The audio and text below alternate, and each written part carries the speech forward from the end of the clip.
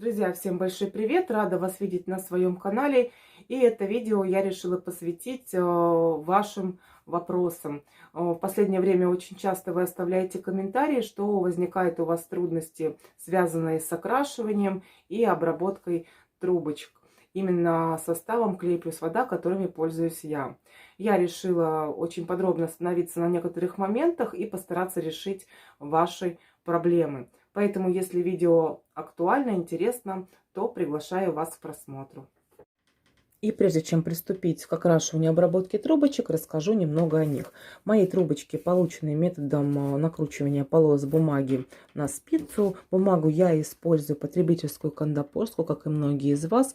Покупаю ее в формате А4 и разрезаю на полосы либо 8,5 см, либо 10,5 см.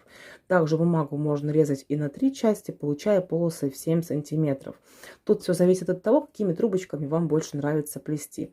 Чем уже полоса, тем тоньше трубочка. Чем шире полоса, тем трубочка более плотная, более толстенькая. Спица. Спицу я использую чулочную обычную 1,2 мм толщиной. И если спица у вас больше 1,5 мм, то важно понимать, что трубочка будет более полая. И это влияет, конечно же, не только на ее толщину, но и на качество при выплетании. При плетении трубочками, накрученными на толстую спицу, она может вести себя не очень корректно, будет сплющиваться, загибаться, сминаться, образуя заломы и так далее. Это важно понимать. Также для плетения я использую белую потребительскую бумагу пищевую Туринского завода. Она бывает такого формата по 500 листов и вот такого по 250. Полосы я разрезаю на 3 части, ровно по 7 сантиметров. Трубочки использую для плетения белоснежных изделий. И кручение трубочек также произвожу на спицу 1,2 мм.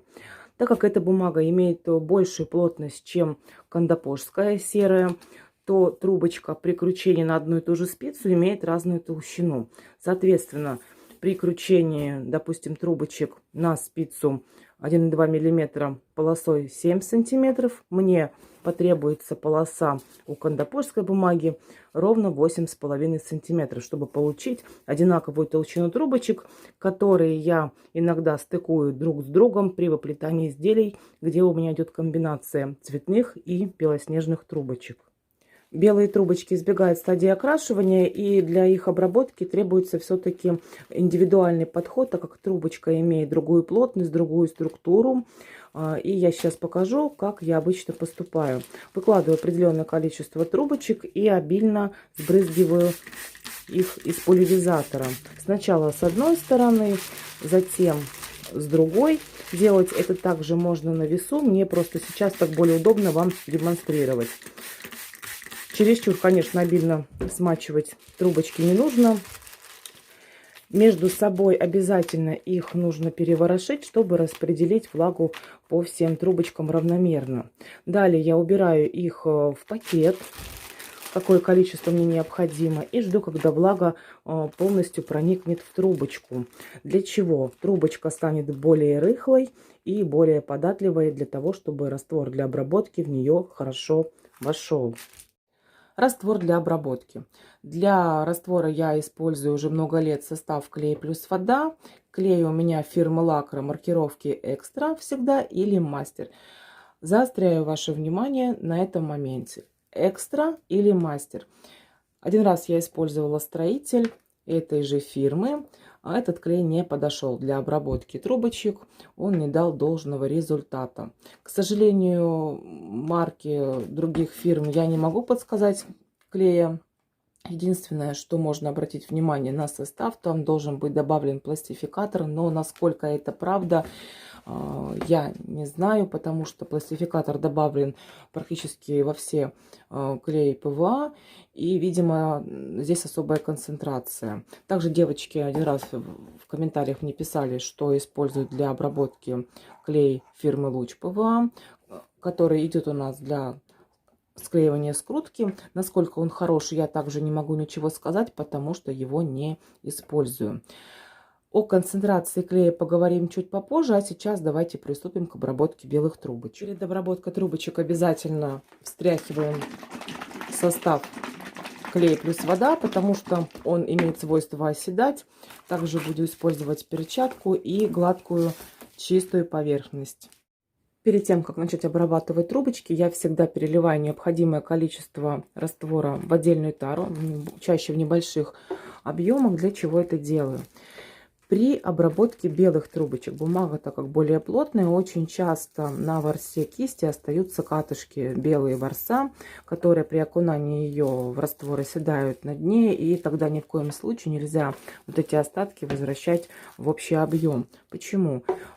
Просто рано или поздно у вас при обработке трубочек эти катышки начнут задерживаться на трубочках, а если они тем более цветные, то это будет очень сильно заметно.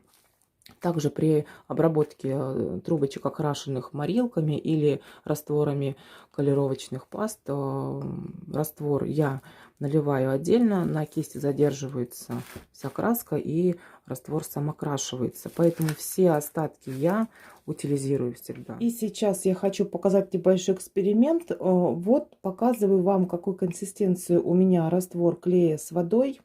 Как бы я ни объясняла вам, в какой пропорции разводить клей и воду, все равно не достигается нужного результата. Я хочу, чтобы вы поняли, до какой консистенции нужно этот раствор доводить, чтобы трубочки получались правильными при, допустим, обработке белых трубочек или из обычной потребительской бумаги или газетной. Консистенция такая, она жидкий-жидкий кефир. Я бы так его назвала. В общем, я сейчас обработаю, он у меня получается, этот раствор, как бы правильный, по-моему. Я обработаю им трубочки, уберу в сторону. Затем я этот раствор разведу сильнее водой, обработаю вторую партию трубочек. И третью партию трубочек я буду обрабатывать раствором, который, наоборот, концентрированный, то есть более густой. И вы посмотрите, какая будет разница. Сразу хочу сказать, независимо от того, какой у вас раствор, очень-очень жидкий, густой или нужной консистенции, он впитается ровно столько в трубочку войдет, сколько трубочка может в себя взять. Независимо, какую бумагу вы используете при накручивании ваших трубочек, то есть бумага возьмет ровно столько, сколько ей нужно для увлажнения. Если уже вы переборщите, то тогда влаги будет в переизбытке, и она просто останется вот здесь у меня на поверхности, на которой трубочки обрабатываю. Сейчас специально прям побольше буду разносить, чтобы вам было понятно. Я уже контролирую при помощи кисти, да, этот процесс налажен, какое количество необходимо мне нанести, я вижу, понимаю, чтобы не переборщить. То есть он потом просто остается на трубочках, приходится дольше их просушивать. И, кстати, я хочу сказать, что сегодня фен я не буду использовать при сушении своих трубочек. Далее я потом еще покажу, как окрашивать трубочки из бумаги потребительской кондопожской. Ну, пока работаю с белыми, потому что вопросы по поводу белых трубочек были. Ну вот, как вы видите, да, я провожу очень аккуратно кистью, не вот так, а укладываю ее. Не сильно. Обычно, когда в офиску я обрабатываю, то тогда катышки образуются сильнее. Но вот здесь они все равно присутствуют, и это нормальное явление. Именно при обработке трубочек из белой бумаги потребительской, более плотной. Ну все, вот я их сейчас собираю. И, как вы можете заметить, остался состав на поверхности и на самих трубочках. Он в переизбытке, прям его много-много. И вот таким пучком я сразу их не раскладываю. Вот таким пучком я их выкладываю куда-либо, да. Вот у меня есть здесь специальные такие картонные уголки. Я пучком их выкладываю. И пока следующую партию обрабатываю, они у меня вместе лежат. Дополнительно идет увлажнение, впитывается все внутрь трубочки. И когда оно все впитается, как раз проходит какое-то время, я потом начинаю их ворошить. Сейчас же я начну добавлять дополнительно клей густой из тары новой в раствор для обработки. У меня здесь стоял, я его скотчем прикрыла, чтобы он не пересыхал. потому что образует все равно пленочку. И, как вы видите, он достаточно вообще тягучий, густой. Так, я хотела наоборот жидкий сделать. Ну ладно, буду делать наоборот более густой. Без разницы. Вот я его мешаю, мешаю, мешаю, мешаю. То есть он достаточно густоват. Видите, даже практически не капает уже с кисточки. Все на ваших глазах делаю. Без дублей, без остановок, без дублей. Стараюсь. Так, кисточка вот это все собрала. Кисточку промокнула. А то же она у меня все равно жидковатая была. Так. Выкладываю следующую партию. То есть сейчас мы обрабатываем составом клей плюс вода неправильной концентрации, когда этот состав гуще, чем должен быть. Сильно концентрированный, густой. Я его разношу. Даже если трубочка будет у вас влажная, и вы начнете ею обрабатывать, допустим, не только клеем или лаком обычным, не разведенным, да, то получится не очень хороший результат в любом случае. Они будут плохо пропитываться раствором, он будет плохо входить в трубочку. Образуется такая пленка, которая будет очень сильно их слеплять. Липкость очень сильная. Кто-то мне писал, что нужно добавить в состав жидкое мыло, ферри. Я противник вот этих щелочных добавок абсолютно. Я не знаю, как они поведут себя в дальнейшем при эксплуатации изделия. Опять еще добавлять раствора, потому что я вижу трубочки плохо пропитанные. Я их как бы обработала, прокрасила кисточкой и прокатываю немножко. И опять прокатку нужно делать в ту сторону, да, смотря в какую сторону у вас скрутка. Вполне возможно, вам придется делать в противоположную сторону. Посмотрите, как трубочки себя ведут на месте. И в ту сторону их прокручивайте. Так, ну все. Вот я их собираю. И они так туговатенько отходят. И тоже остается на них много-много клея, чтобы вы видели. Ну, состава клей плюс вода густого. Я их точно так же, как и первую партию, убираю на просушку. Убрала и сразу вот эту первую партию. Она же у меня сильно-сильно промазанная была раствором, но все равно она уже должна начать потихоньку отходить. Кстати, если вы видите, что трубочки у вас, они вот лежат, и еще состав на поверхности есть, если вы будете сильно их трогать, желательно не рукой, а именно вот этой перчаткой полиэтиленовой. Почему я ее использую? Очень люблю, потому что она не прилипает к трубочкам, и вот эта поверхность, она как бы такая становится потрепанная. Вот. Не знаю, как еще слово подобрать. В общем, я вижу, что еще они должны полежать. Я их снова убираю. И теперь буду разбавлять до жидкого-жидкого состояния раствор для обработки. Вот, заливаю все водичкой до упора, так сказать. И хорошо перемешиваю. Делаю раствор, видите, прям он жидкий, он стекает. Когда раствор очень жидкий, вы увидите, он будет хорошо проникать в трубочку, и в принципе какую-то пленку он образует, но он при подсыхании трубочек не даст нам такого действия, он не плохо склеит скрутку. В каких-то местах подклеит. Вообще клей этот классный, очень хороший, эффективный.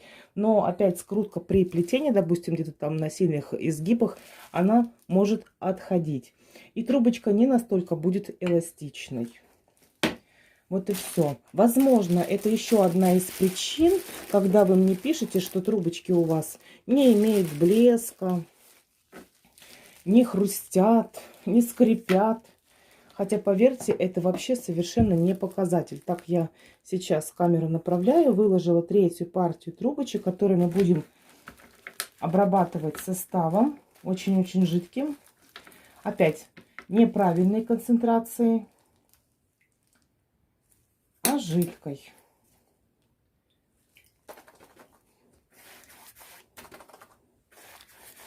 И все. Все для вас. Эксперимент. Порчу трубочки, как хочу. Так, ну ничего страшного. Мне же нужно вам объяснить. Я надеюсь, вам все понятно, что я делаю. То есть смысл моего эксперимента в чем заключается? Чтобы вы поняли, как нужно подобрать вам консистенцию, вот эту саму, да, по состоянию трубочек. Вам в любом случае придется этот навык приобретать, чтобы вы их ощущали, эти трубочки, чтобы вы не боялись их обрабатывать, чтобы вы не боялись экспериментировать, понимаете? Не обрабатывайте сразу большую партию. Вот пучок небольшой взяли там из 10, допустим, трубочек, обработали, посмотрели, буквально. Это будет сразу понятно. В течение пару часов вы это выясните раз и навсегда, какой концентрации должна быть у вас, точнее, какой концентрации должен быть у вас раствор. И все. Никаких проблем с этим у вас в дальнейшем возникать не будет. Но вы наконец-то поймете, что вы должны получить. Понимаете? Опять же, если трубочки у вас не увлажненные, как у меня сейчас, да, вот я их увлажняла предварительно, состав будет намного хуже входить и больше катышков будет образовываться. Они потом, конечно, при подсыхании клея, раствора уйдут, образуется эластичная пленка, они будут гладкие сами трубочки. Но именно оставаться эти катышки будут на кисти намного их больше. А если офиску обрабатывать, так вообще там жесть жестокая. Очень сильно трубочки махрятся. И тут нужно делать тоже время.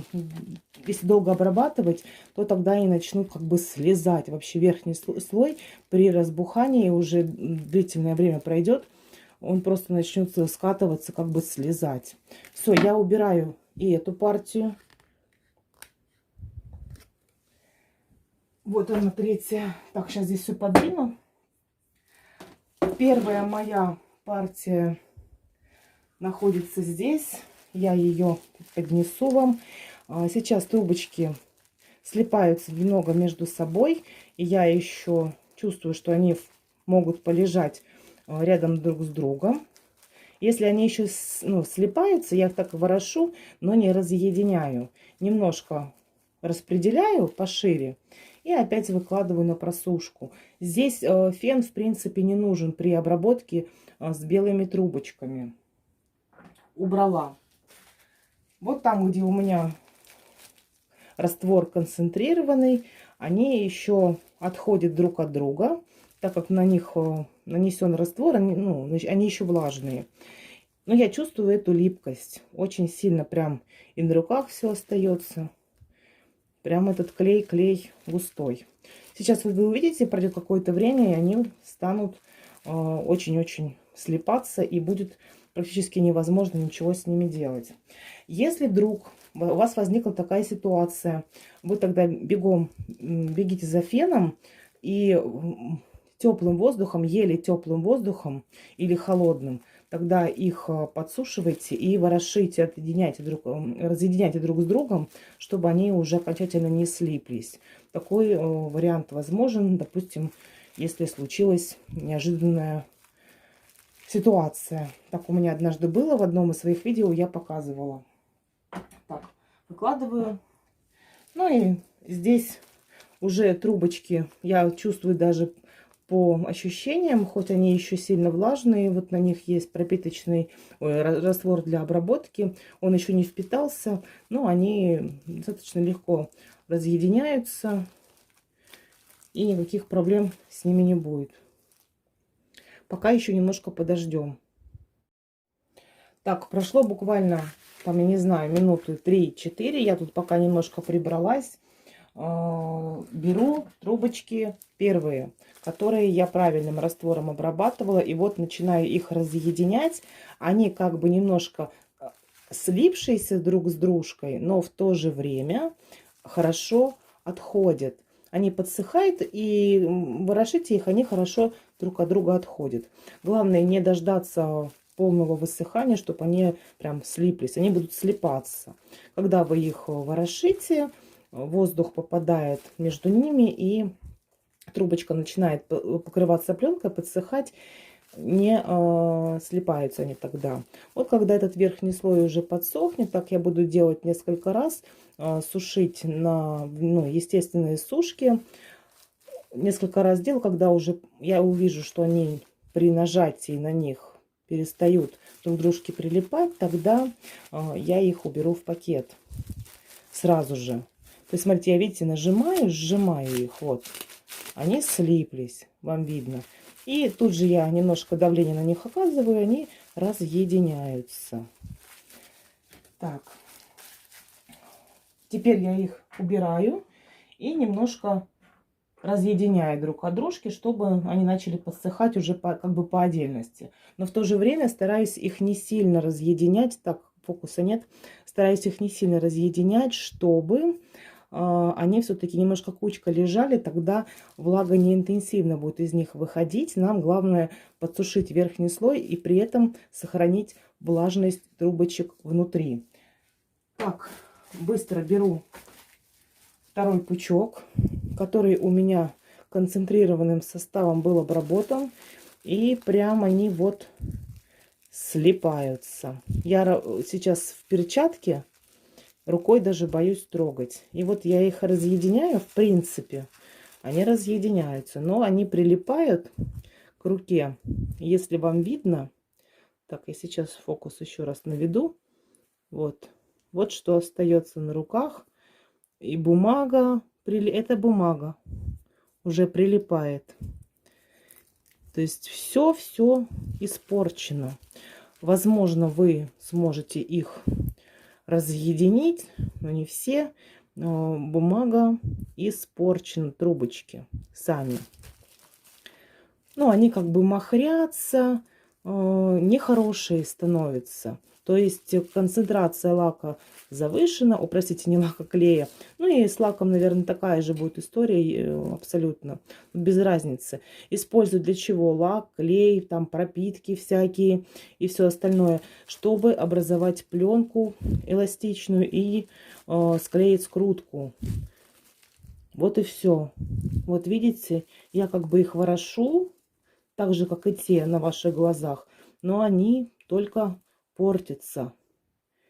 И они жестковатые внутри. Они не пропитались, они не будут податливыми, влажными и так далее. Они испорчены. Ну, в общем, я их убираю, даже не буду с ними мучиться. Теперь беру третью партию, подношу, которую мы чересчур водой разбавляли. Здесь примерно та же самая будет ситуация. Влаги в трубочке в избытке. И она тоже начнет как бы махриться. Но ведет она себя все равно не так, как трубочки, да, с сильной концентрацией клея. Немножко по-другому. Хорошо разъединяются, но при этом я чувствую, что они прям... Даже я не знаю, как вам объяснить. Вот когда гриб перерастет, наверное, и он уже в руках разваливается, вроде вот он стоит, вы его срезаете, а он весь рассыпается. Ну вот такое ощущение примерное. Не могу подобрать еще никаких метафор. В принципе, они сейчас подсохнут. Я же последними их обрабатывала. Они сейчас подсохнут и будут выглядеть вполне это и ничего. Но единственное, что... Повторюсь, я покажу, скрутка будет отходить. Так, я их аккуратненько. Здесь у меня скрутка. Там, где я буду их наращивать, никогда не ставлю.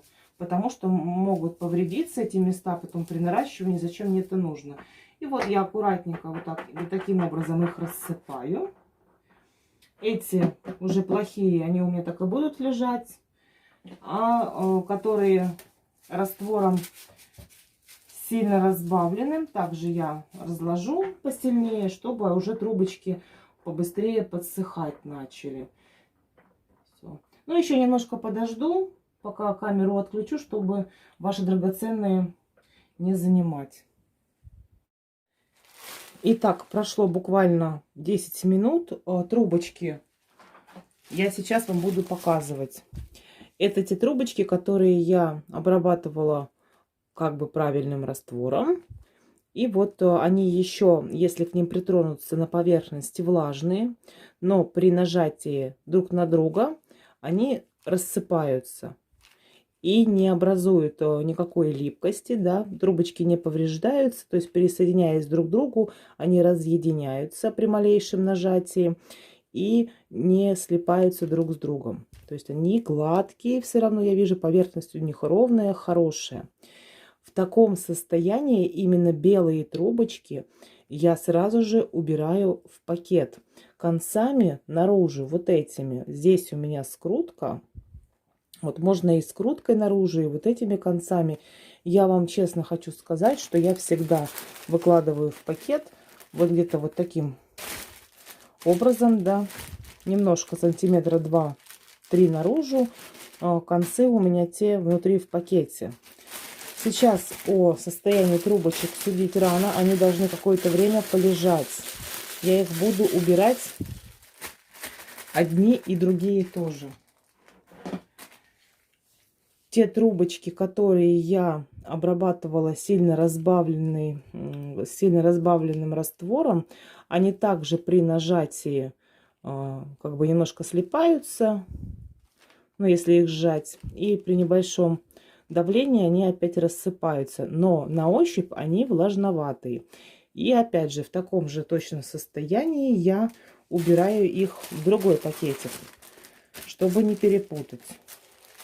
Они должны полежать, как тесто дрожжевое, должны полежать, отдохнуть, пропитаться, увлажниться, разбухнуть, в общем, дойти до кондиции. В таком состоянии будет у меня лежать, но не менее получаса. После этого я достану и покажу, что с ними произошло. И забыла же вам показать самое интересное, что случилось вот с этими трубочками. Вы не поверите, они начали рассыпаться. Вроде бы они были слипшиеся, но настолько плотная структура белых трубочек, плотная, что она вобрала в себя всю лишнюю влагу, и липкость куда-то даже делась. Вот. Но опять повторюсь, что повреждения неизбежны на стадии подсыхания, поэтому сильно концентрированный раствор для обработки трубочек любых не подходит. Я все-таки не успокаиваюсь, решила поближе, прям поближе, как вы любите. В самой близи. Вы видите, что с трубочками. То есть они испорчены, они замахрились, и ужас ужасный с ними случился. Вот, не делайте сильно концентрированный раствор. Так, пока там вот мои белые трубочки покоятся в пакетике, я уже приступила к окрашиванию трубочек потребительской бумаги Кантопожского завода. Навела раствор для окрашивания из 2 морилок Мокко, Палисандр и воды. Все в пропорциях 1 к 1. Вдруг кому-то станет интересно. И, в общем-то, пока я буду окрашивать, я вам расскажу. Вопрос заключается в следующем. Мне задавали, что после окрашивания трубочки махрятся. Почему это происходит? Из вышесказанного, да, из тех манипуляций, которые я с обработкой проводила, следует, что махриться трубочка может в том случае, но именно при окрашивании, если она сильно разбухшая. То есть концентрация воды в красящем растворе высока, и вы очень долго проводите манипуляции при окрашивании. Допустим, если вы окунанием трубочки окрашиваете, то значит вы их передерживаете. Или вы используете некачественную морилку. Я пользуюсь только морилками НБХ, вот этими именно. Один раз я уже об этом рассказывала, я тоже Фарбитекс купила морилку. Да, она какая-то водянистая, эта морилка. И при ее нанесении на трубочки они начинали местами махриться. Был такой эффект.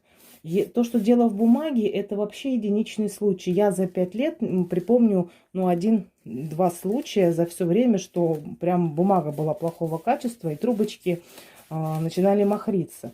Опять, почему они это делают? Потому что бумага плохая, и она просто разбухает и начинает так себя вести.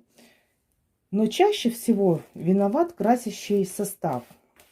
Тут я еще хочу добавить, что если вы окрашиваете трубочки чисто морилкой, именно НБХ вообще после окрашивания в чистом виде морилкой поверхность гладкая, нежная, шелковистая. Она настолько идеальная, вот даже ее иной раз и обрабатывать. Думаешь, зачем это надо? Потом вспоминаешь, что скрутка будет топорщиться и что это будет некрасиво все выглядеть. Вот и все. Поэтому прибегаешь к дальнейшей обработке. А вообще после окрашивания морилками в чистом виде, я говорю, трубочки идеальные. Если вы добавляете воду в красящий состав, не сильно много, то трубочки могут как себя вести при окрашивании. Цвет может неравномерно сразу проявляться. Они будут больше у вас разбухать, соответственно, больше вбирать в себя влаги. И из этого следует, что они будут дольше сохнуть. Бывает цвет такой, что я добавляю одну часть морилки и там 10-12 частей воды. Здесь окрашивание происходит дольше. Если я вот в чистом виде практически сейчас крашу, то цвет ложится ровно, быстро впитывается, равномерно и так далее. Вот. Если вы окрашиваете там, где много воды, повторюсь, они себя ведут совсем по-другому. И высыхать они будут также по-разному. Те трубочки, в которых больше воды, они будут сохнуть дольше. Вот, допустим, вы закинули белье в стиральную машину. Одно белье выжали на 400 оборотов, другое на 1000. Какое белье высохнет быстрее? Вот подумайте. Тут и думать нечего. Конечно, то, которое на 1000 оборотов выжато, потому что оно менее влажное. Морилка, она не водянистая, она быстрее, трубочки покрытые ею, окрашенные, быстрее высыхают. Теперь еще, значит, этот момент мы прошли. Обработка трубочек и их просушка при добавлении эмали акриловой для радиаторов в красящий состав. Здесь история совсем другая. Этот состав, он более плотный, он быстро как бы вот в верхний слой трубочки входит, он практически не доходит до середины. И он очень быстро, получается, высыхает. То есть образует какую-то такую плотную, не пленку, слой, что трубочки, их даже и досушивать не надо. То есть я обычно их, вот если я на пол-литра воды, на пол-литровую банку раствора добавляю 1 столовую ложку акриловой эмали, то я при окрашивании там 1000 трубочек, да, вот пока я их все быстренько покрасила, только я докрасила последнюю партию, первую партию беру, у меня обычно пучок по 50 штук, и начинаю сразу обрабатывать составом клей плюс вода жиденьким, потому что потом невозможно будет хорошо эти трубочки обработать. Он будет плохо очень проникать в эти сами трубочки, понимаете? Вот и все. Почему трубочки у вас махрятся? Повторюсь, либо виновата морилка, либо виновато слишком большое содержание воды. Трубочки виноваты в последнюю очередь. Скорее всего, что-то вы с ними делаете. Допустим, вы их окунанием окрашиваете и передерживаете в воде. Возможно, вы там как-то манипуляции какие-то с ними проводите дополнительные. Вот я сейчас их окрасила. Я уже чувствую, какое количество мне нужно нанести. Да, больше не наношу, смысла нет. Поэтому я использую кисть. Что лишняя влага, она просто не войдет в трубочку. Она ее начнет давать, не будет забирать в себя. Наиболее частый вопрос, сколько их сушить. Поясняю. Когда, допустим, я крашу трубочки в большом количестве, там у меня 1000-2000 трубочек выложен, да, они, конечно же, скопом лежат друг на дружке, и им тяжелее эту влагу отдавать. Высыхать тяжелее. Мне периодически приходится их ворошить, чтобы влага равномерно из них выходила. Если этого не делать, то с поверхности с одних трубочек влага уйдет, они будут суховатые, другие будут очень влажные. То есть и будет непонятно, в какой момент нужно их уже обрабатывать. Если у вас трубочки будут лежать, их будет мало, и они будут распределены, да, по какой-то поверхности, на которой вы сушите, то они должны высохнуть больше. До какого состояния их сушить? Я рекомендую всегда их слегка не досушивать. То есть, когда они прям не сухие-сухие, я повторюсь, а когда они прям еле-еле, там может 5% влаги в них содержится или того меньше. На основе того, что во влажные трубочки, да, у них структура такая получается рыхлая, состав для обработки будет входить быстрее. И не забывайте, что трубочки в разных условиях будут сохнуть по-разному. Если помещение у вас сухое, теплое, проветриваемое, то они высохнут гораздо быстрее. Если помещение имеет высокую влажность и оно прохладное, то и трубочки будут сохнуть дольше. По поводу полного высыхания трубочки и их последующей обработки. Конечно, трубочки вы можете оставить, допустим, на ночь, да, они высохнут полностью. Почему мне не нравятся пересушенные еще трубочки? Мало того, что состав для обработки потом в них тяжелее входит, так к тому же они еще начинают как бы вот выгибаться. Да? Если вы намочите дерево, лозину, она вроде прямая изначально, а потом при высыхании начинает выгибаться. То же самое происходит и с трубочками. Если у меня получается такая ситуация, что я вижу, что трубочки уже в принципе нужно обрабатывать, да, они почти высохли, но у меня нет времени, возможности это сделать, я их просто убираю в пакет, не на длительный период, там, допустим, даже до суток их можно в пакете держать. Единственное, не рекомендую их дольше в пакете хранить, потому что именно влажные, они просто заплесневеют. Если вы их обработаете и уберете в пакет, то тогда они прям неделю могут лежать спокойно. Единственное, опять, если вы их увлажните сверху уже водой, то тогда плесень будет появляться. Это мое такое наблюдение. Часто тоже вопрос, можно ли пропускать стадию, ну как бы не то, что пропускать, стадию окрашивания и обработки совместить. Вот, допустим, в состав для окрашивания вы добавляете клей или лак и покрываете трубочки. Из того, что я показывала ранее, да, когда белые трубочки обрабатывала, следует, что чем гуще, плотнее будет состав, тем он тяжелее будет входить в трубочку, так же, как если этот состав содержит эмаль акриловую. И полностью в трубочку вовнутрь этот состав входить не будет, да, она увлажнится, но опять она увлажнится не до конца, и только верхний слой будет покрыт. Я так раньше делала, я плела. Потом я от этого метода ушла. Я сначала окрашиваю и потом тщательно обрабатываю. Повторюсь, если трубочку я окрашиваю составом, где добавлена эмаль, я быстрее начинаю их обрабатывать, чтобы они еще были влажноваты. Состав для обработки быстрее в них входит. Также был вопрос по поводу того, что после обработки трубочки все равно заламываются, они сухие. Почему это происходит?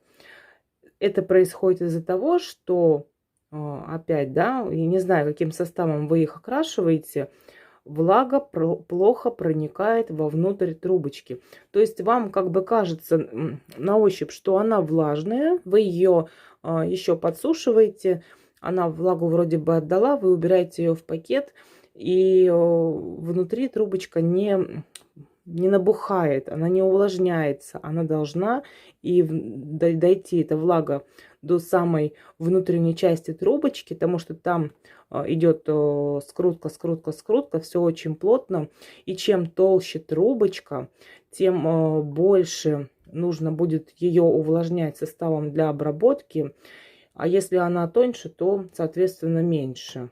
Еще хочу также добавить по поводу сушки феном и обработки трубочек, да, еще не до конца высушенных. Некоторые заблуждаются, думают, трубочка еще влажная, а вы видите, что она при высыхании, вот остаются такие, видите, у нее где скрутка, чуть высохшие края. чуть более влажные, так трубочка высыхает неравномерно. Если вы начнете наносить раствор для обработки, неважно, лак плюс вода, клей плюс вода, то вот эти места так и останутся различными по цвету, в тональности, именно в местах скрутки. По поводу фена такая же примерно ситуация. Многие, когда трубочки вот окрасили, то торопятся быстрее их подсушить перед обработкой именно. И хватают фен, начинают сушить. Также могут остаться вот эти места, где скрутка, они будут выделяться светлее, темнее. В общем-то, не торопитесь это делать. Когда можно торопиться подсушивать трубочки, когда весь цвет уже сравняется у вас, вот тогда вы сможете взять фен и тогда поторопить их подсушить, чтобы влага быстрее вышла. Ну и, наконец, вернулись к нашим белым трубочкам. Я уже без вас достала их из пакета. Вот с левой стороны трубочки, которые я обрабатывала обычным своим составом, а справа разбавленным, менее концентрированным, куда я водой, в общем, разбавляла.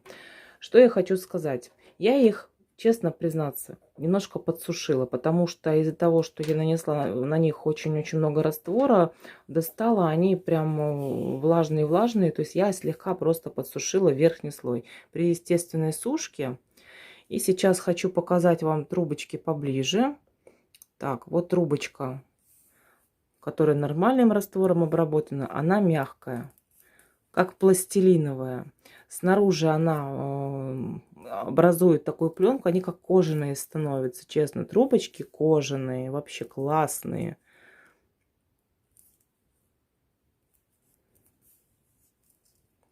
Даже у меня и слов нет, что-то вам сказать. Вот я их сминаю, выпрямляю, все вообще отлично. Они класснючие трубочки. Так, беру другую трубочку, которая сильно увлажнена. Я хочу сказать, что даже сильно разбавленный раствор клея склеил скрутку. И не знаю, насколько нужно ее разбавить, точнее его, этот раствор, чтобы скрутка не склеилась. Единственное, из-за того, что трубочки сильно переувлажнены, они махрятся. Это чувствуется, может быть, и не во внешнем виде, да, вы-то этого не увидите, но я это чувствую на ощупь. Трубочки, в общем-то, хужего качества, чем вот эти, и они, как вы видите, ведут себя не очень. Вполне возможно, скрутка будет все-таки отходить где-то, но теперь эти трубочки только подсушивать в 2-3 этапа, чтобы равномерно вышла влага из них. В общем-то, плести, в принципе, с ими возможно будет, но они по качеству не сильно уступают, но махристость я ощущаю. Ну, это, в принципе, все, что я хотела сегодня вам показать для наглядности. Я думаю, что многие из вас должны понять, в чем причина, ошибка при покраске, обработке трубочек и с чем связаны проблемы, да, когда они махрятся, заламываются и так далее. Сейчас еще пару моментов. Был вопрос, нужно ли обрабатывать трубочки спринтом.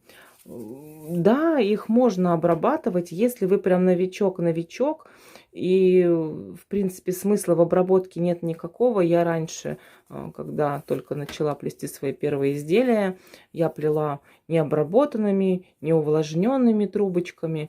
И главный принцип понять, в общем-то, не обязательно это делать, но если вы хотите почувствовать кайф от плетения, то тогда их обработайте. Обработайте методом, каким я показала, именно на белых трубочек. Просто покройте их составом лак плюс вода или клей плюс вода. По поводу сушки феном, также, я надеюсь, ответила на вопрос, обязательно ли это делать. Нет, не обязательно. Можно трубочки сушить в естественных условиях. Где хранить трубочки? Трубочки, которые накрученные только и не окрашенные, не обработанные, их храните так же, как и тетрадки, книжки, в сухих помещениях, где нет прямых солнечных лучей, и ничего с ними не случится. Если трубочки у вас окрашены, нужно их полностью высушить и также хранить в естественных условиях. Если трубочки у вас обработанные и вы хотите какое-то время не плести, то я рекомендую их убрать в пакет плотный, герметичный и в холодное место, допустим, в холодильник. В холодильнике они могут спокойно 2 недели храниться, 3 ничего с ними абсолютно не случится. Также я говорила про хранение в морозильнике, но это прям вообще на полгода, если вы их собираетесь убрать, то тогда можно и в морозилке. Вот. Если трубочки вы собираетесь уже обработанные высушить, то я, честно, можно их потом увлажнить, плести, все хорошо, но я всегда все-таки трубочки перед плетением крашу и обрабатываю в нужном количестве, потому что может потребоваться мне там 500 штук красных и 700 потом зеленых, а у меня вон черных лежит целая куча, да, они не нужны. Вот. Если, конечно, вы плетете, знаете, что вы будете плести каким-то цветом не принципиальным, то пожалуйста. В общем, это выбор каждого. Ну и напоследок хочу добавить, очень часто в последнее время вы спрашиваете: Настя, я точно так же обрабатываю, как и вы, трубочки, они у вас вот такие блестящие, кожаные, хрустящие и так далее. Я предлагаю вам поставить перед собой камеру и заснять процесс плетения. Вы увидите, что у вас также будут эти трубочки хрустеть, также будут блестеть. Камера дает искажение. И трубочки у меня, я люблю, когда они слегка пересушенные, или у меня так получается, я не знаю. Очень редко, когда у меня трубочки прям вот такие вот, как пластилин, эластичные. В принципе, блеск на трубочках, он ни на что не влияет. Трубочка не должна быть кожаной, да, и это просто сравнение, что она как кожаная. Она может быть и не кожаная совсем, но плести ей настолько будет комфортно, что ничего большего не надо. Изделие в итоге вы все равно будете покрывать лаком. Лак скроет все кожаности, блески, хрусты и так далее. Нам в итоге нужно получить комфортные трубочки, чтобы они не образовывали заломов при плетении, да, были эластичные, чтобы на концах они были сухие, так как при стыковке это очень важно. Ну и самое главное, чтобы изделия получались красивыми. Вот. Я никогда не акцентирую внимание, что они у меня кожаные. Я надеюсь, вы это заметили, да, что они вот такие классные, они вот такие росяки. Я влюблена в обработку в клей плюс вода. И изделия после плетения такими трубочками уже даже можно не обрабатывать лаком, потому что они уже прочные. Вот. Я всегда на качество работаю. В общем, заболталась я с вами. Спасибо всем большое за просмотр. Если остались вдруг вопросы, конечно же, пишите их в комментариях. И я надеюсь, увидимся совсем скоро. До новых встреч и пока-пока.